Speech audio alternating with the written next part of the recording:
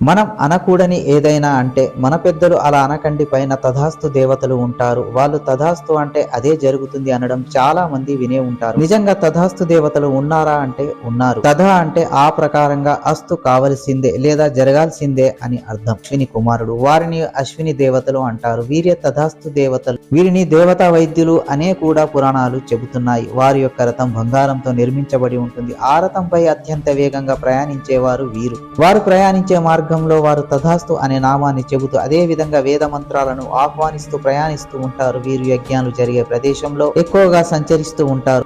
మంచుతో బెత్తంతో యజ్ఞం చేసే ప్రదేశానికి వచ్చి అధిపతులను మరియు యజ్ఞ ద్రవ్యాలను బెత్తంతో శుతిమెత్తంగా తాకి వారిని అనుగ్రహిస్తూ ఉంటారు. అదే విధంగా మంత్రాన్ని జపించే ఉపాసకుల మంత్రాల నుంచి సత్యాన్ని గ్రహించి వారిని అనుగ్రహిస్తారు. నిత్యం పూజలు చేస్తూ జపం చేసే మంచి ప్రవర్తన ఉన్న ఉత్తమ పురుషులకు కూడా ఈ తథాస్తు దేవతలు ప్రసాదిస్తారట.